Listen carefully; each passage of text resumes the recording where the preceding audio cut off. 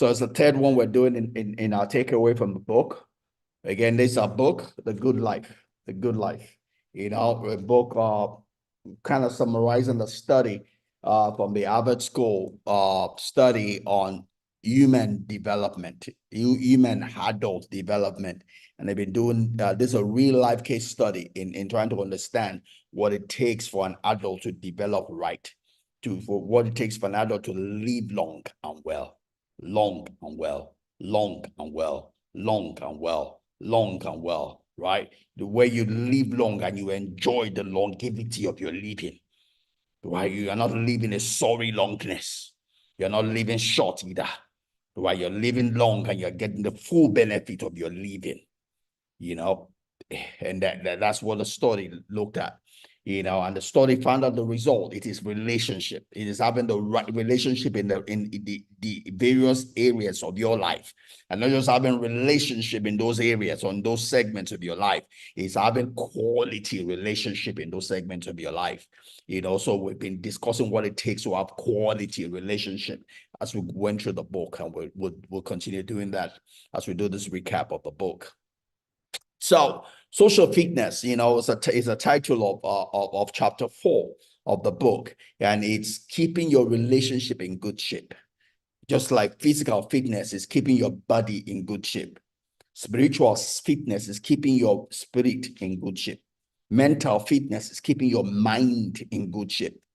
That's important to me. I was just sharing with some friends the other day. It's keeping a mind in the right shape is important, especially in the time of peace.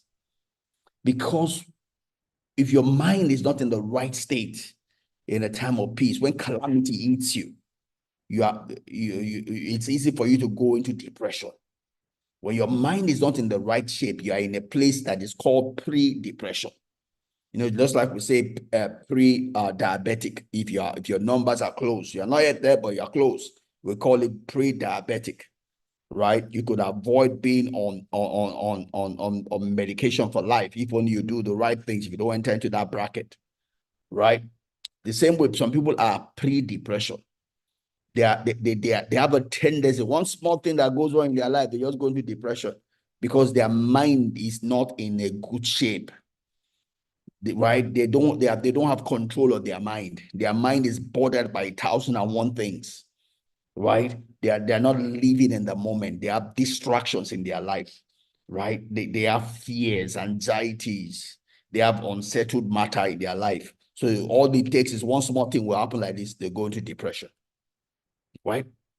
And that's what Jesus was saying. When he was teaching on the mount, he said, anyone that will follow these principles that I'm teaching you, anyone that will follow these principles that I'm teaching here will be like one who has built his house upon the rock. And when the storms of life will come, right, those storms will try that house, but that house will not fall because it's built on solid rock. The solid rock are the principles that Jesus taught us. They are the laws. They are the laws, the principles, the instructions. If we follow those instructions, if we live by those principles, if we live by those laws, our life will be solid. It doesn't matter the storm of life. It doesn't matter the trouble of life. Right? The troubles will be outside, but will not get inside of us. It will not get inside of us. We'll have peace in the middle of the storm. Right? Our peace will not be stolen. If we live by those principles, if we are guided by those principles, then our mind will be in shape, our spirit will be in shape, our emotions will be in shape. Right? The same thing, all this we're talking about relationship. If we live by them, then irrespective of where we find ourselves, whether we're taken to the hands of the herd, wherever we find ourselves, we'll be stable socially. Irrespective of where they take you to, that you don't know anybody there, it'll be easy for you to break the ice. You'll make new friends. You'll break the ice. You'll make new friends. If you are socially fit, then it doesn't matter where you find yourself. You can break the ice, right? If you go to Iceland, you'll make friends with the Eskimos or whoever, Alaska, wherever you meet people, right? It doesn't matter the color of your skin. It doesn't matter your gender. When you're socially fit, it's easy for you to make friends with any gender, whether it's men, women, right? You make friends with whether it's black, red, whatever color, right? When you're socially fit, then you are not suddenly thrown into turmoil because something has changed. But when you're not socially fit, they move you from your stabilizing environment to a strange place. Just go into depression. Easy. You go into loneliness. You go into loneliness. You enter into loneliness if you're not socially fit, right? So it's up to us, right? When the best time to prepare is always in the time of peace. Best time to prepare for war is the time of peace, right? The best time to prepare your body is when you're young, when you don't have any ailment at all, right? Not when your body starts breaking down, right? It's to prepare, get your body in shape. It's easier to keep a trajectory, when there's nothing going wrong than when something has started breaking down. Then you're catching up, you're playing catch up, right? Yeah. All right, so let's go into it. We're going to be talking here about social fitness, right? And social fitness, like we said, is just simply the ability to maintain existing connections in your life and also to be able to make new ones. That's all. That's what it means to be socially fit. My daughter was here uh, replying to something I posted yesterday. I posted about different personality types, the alpha. Let me read the different ones here. I can still have it here. When we talk about the alpha, the beta, the delta, the gamma, the omega, the sigma, and I was talking about that. Yeah, I'm a sigma. I said, no, no, no, I've always known you to be an alpha. Because and our own definition is because she thinks I'm an extrovert. I talk to anybody, have no issue talking to anybody, greeting anybody, irrespective of where I find myself. I've lived in California, easy, made friends. I've lived in Houston, easy, made friends.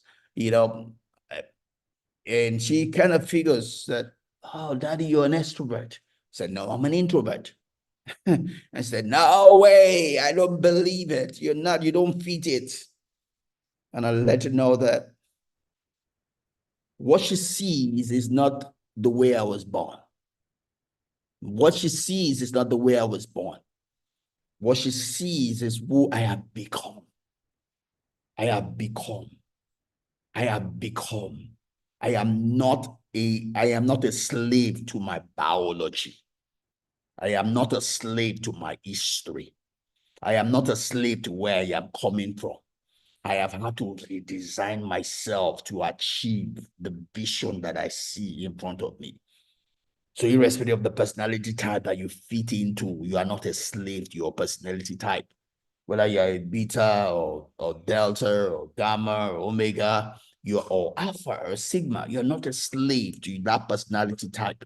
It's just a tendency inside of your life. You can use the strength of your personality type.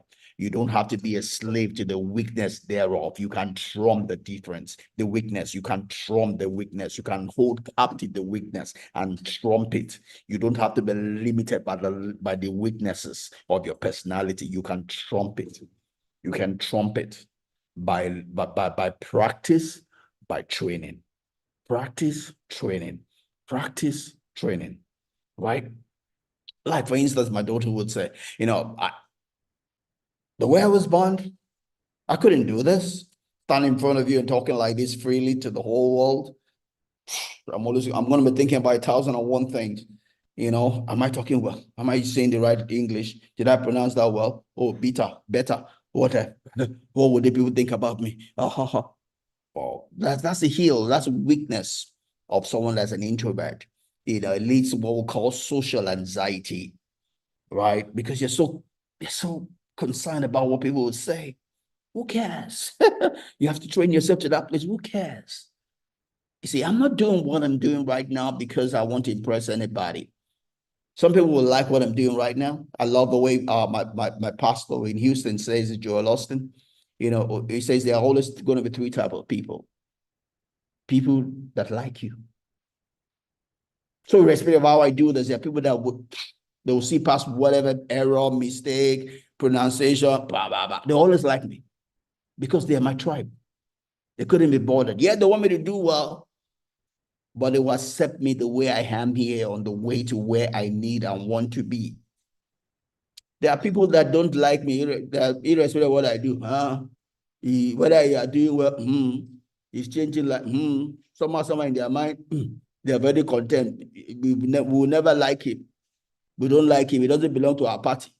For those in my local country here, oh, it doesn't belong to Peter B. Oh, he's our local or whatever they are saying. For that reason, they've zeroed their mind. They cannot see. They are blind. Their bigotry has taken over their reasonability. It has blocked their brain, right? So there are those like that. Like they say, "Oh, you do." And there are people that couldn't be bothered. What's he even doing, himself? I don't care about these three groups. All I care about is me, my vision, my goal, my target, and that which is bigger than me that I'm walking towards, right? That is how you overcome social anxiety.